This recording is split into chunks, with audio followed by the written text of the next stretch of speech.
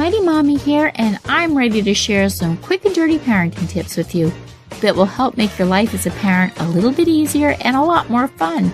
I'm your host, Cheryl Butler. It's been a full week since England excitedly welcomed its future king. On July 22nd, the Duchess of Cambridge, Kate Middleton, and her husband, Prince William, Duke of Cambridge, became the proud parents of a healthy baby boy. Although the royal baby went from hospital to a palace where a highly trained staff awaited his homecoming, surely the royal couple have experienced some anxiety-ridden moments about coming home with their new baby. Your baby's homecoming from the hospital, or adoption agency, or foster home is a major event, whether you're royalty or not. In part 1 of this series, I discussed 5 tips to help make the journey home as stress-free as possible. Once you arrive home, new experiences with your baby will begin to take place. It'll be daunting, especially for first-time parents. But don't worry, Mighty Mommy is here to discuss what to expect with your baby's feedings, bowel movements, sleep habits, and of course, crying. Here are 6 more tips to transition into life with your newborn. Tip number 1, bonding with baby. Let me be the first to say that bonding, one of the most highly anticipated things new parents look forward to, doesn't necessarily happen like it does in the movies. In my case, after 6 years of infertility, we adopted our first baby, and although I physically didn't give birth to her, I bonded more easily and quickly with her than I did with the 7 babies I delivered over the next 12 years. Physical closeness can promote an emotional connection. Yet, because I was not exhausted from a delivery, I was able to hold her and cuddle with her for the first few days after her birth without being sore and uncomfortable. When I finally did give birth a year later, the bonding experience was completely different because I had just been through a 28-hour labor and could barely move for a couple of days, never mind hold my new son and cuddle with him as I did with our daughter. Ultimately, that really didn't matter because once I was home from the hospital, I started appreciating the quiet moments I had alone with him during the nighttime feedings, during his baths, and even while watching his 1-year-old sister pat him when he cried. Every precious moment that you get to touch, feed, hold, or even observe your new baby can help you connect with him. So don't be concerned if you don't fall instantly in love or feel a strong connection during the first hours or even days. This is completely normal. Don't worry. You will form a loving bond in due time. Tip number 2, breast versus bottle. There are advantages and disadvantages to both breastfeeding and bottle feeding, but the decision should be made by the parents, not a result of being influenced by others.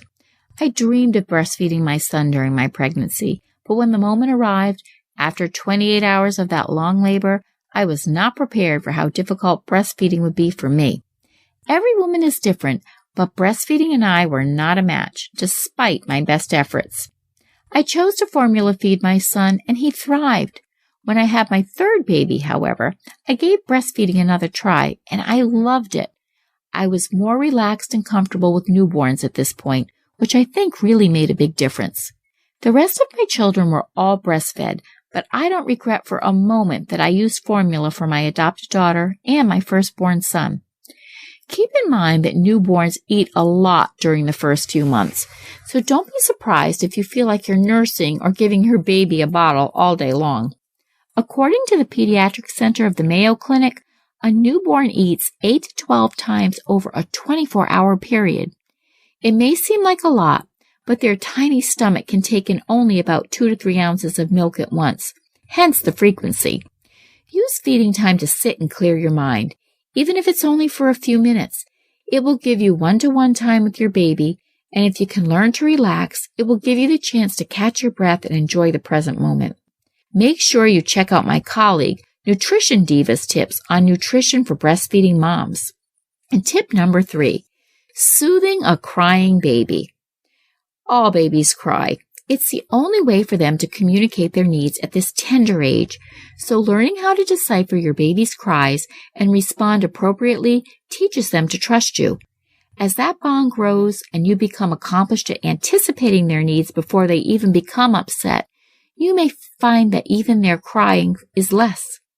Here are 6 most common reasons for a crying baby. Hunger. Hunger is one of the most common reasons that your newborn baby will cry. The younger your baby is, the more likely it is that hunger is behind the crying. Gas. If your baby seems uncomfortable while feeding, or continually cries during or after a feeding, is squirmy, or pulls away and starts crying, give burping a try. Some parents take a burping break halfway through a bottle, or for nursing moms when they switch breasts. A wet diaper. Some babies will let you know that they are wet or have a dirty diaper by crying. So if you've tried feeding and it's not working, check the diaper. Some babies just want to be held. Babies need lots of physical contact and reassurance, so crying just might mean they want to be held. Baby slings are a great way to keep baby close and still free your hands to do other things. I learned to multitask incredibly well during the first couple of months I had a newborn because I really loved holding my babies as much as possible, and not once did I worry that I was spoiling them. Overtired. Hey, often babies find it hard to get asleep, particularly if they are overtired. You will soon become aware of your baby's sleep cues and will know if your little bundle needs extra rest. If your baby is younger than about 5 months, she may cry in the late afternoon and evenings. This is normal, and it doesn't mean there's anything wrong with your baby. Colic. Some babies, like my 4th child, have bouts of inconsolable crying that last for several hours at a stretch. This is called colic. Our pediatrician explained colic as a combination of baffling behaviors that usually occur in a pattern of 3s. Crying typically starts between 3 weeks and 3 months of age. It lasts more than 3 hours at a stretch, and it occurs at least 3 days a week, though usually every night, and persists for at least 3 weeks in a row. Most colicky babies cry at the same time every day, usually in the late afternoon or early evening. Worst of all, try as you might, and try you will, it's extremely difficult to calm a colicky baby, which only compounds your frustration and exhaustion. See Mighty Mommy's tips on surviving colic for more information on getting through this very difficult time. Nobody knows your baby as well as you do. If you feel that there may be something wrong, call your doctor immediately. Be aware of changes in your baby. If she's unwell, she's probably crying in a different tone to her usual cry. It may be weaker, more urgent, continuous, or high-pitched. Tip number 4. The scoop on poop. For the first few days after birth, your baby's bowel movement will be sticky and greenish-black. This substance, called meconium, is perfectly normal. It's what filled your baby's intestines while she was in the womb, and once her body gets rid of it, her poop will look yellowish-orange with seed-like particles. After about a week, and for about the next 6 months, the consistency and frequency of your baby's bowel movements will depend on whether she's breastfed or formula-fed. While it's normal for an infant to have a bowel movement anywhere from 5 to 6 times a day to once every couple of days, breastfed infants tend to poop less often. Breast milk is so readily digested that it leaves little bulk. The average newborn has 10 diaper changes a day, or 70 per week. So get ready, because diaper duty is definitely one of the biggest parts of new parenthood. Tip number 5, sleeping and breathing patterns. The Baby Center Medical Advisory Board calculates that newborns sleep 16 to 17 hours a day, but rarely more than 2 to 4 hours at a time, day or night, during the first few weeks of life. The reason for needing so much rest is because growing actually makes them tired, and sleep gives them energy. So don't be concerned that your baby is not awake and interacting with you in the very beginning. Frequently, new parents become concerned about their newborn's breathing pattern, particularly with the increased attention that sudden infant death syndrome, also known as SIDS, has received in recent years. But rest assured, it's normal for young infants to breathe somewhat irregularly. Newborns will also have common periods which they stop breathing for about 5 to 10 seconds and then start up again on their own.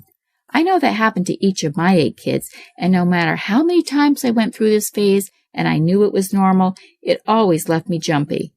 This is known as periodic breathing, which is more likely to occur during sleep and is considered very normal. www.cjsids.org, one of the largest SIDS organizations in the country, cites that SIDS claims the lives of nearly 2,500 2,500 infants per year. Their website offers a risk reduction selection where their number one recommendation of laying baby face up when they sleep is listed. Check out House Call Doctor for more information on new guidelines for reducing the risk of SIDS. And tip number 6, taking care of yourself. As much as you've longed for your baby's arrival, all the feeding, diaper changing, and sleepless nights can leave you feeling pretty depleted. Don't forget that you need some TLC too. Be sure to drink plenty of liquids, especially important if you're breastfeeding, and eat healthy, energy-boosting foods. Take advantage of getting any rest when and where you can. Call on your partner, grandparents, and close friends to give you small bits of respite during the first few weeks of your baby's homecoming. Although it will be trying at times, don't ever give up on taking care of yourself. If you take the steps to keep yourself healthy and sane, you'll be better for your baby and the rest of your family. How did you manage during your baby's first few months? Share your thoughts in the comments section or post your ideas on the Mighty Mommy Facebook page. You can also connect with me on Twitter at Mighty Mommy or email me at mommy@quickanddirtytips.com. Visit my family-friendly boards at pinterest.com/mightymommyqdt. New babies are a precious gift, so don't stress out during those first few weeks that you and your baby are getting to know one another. You'll adjust to a new routine faster than you think. Keep smiling, and until next time, happy parenting.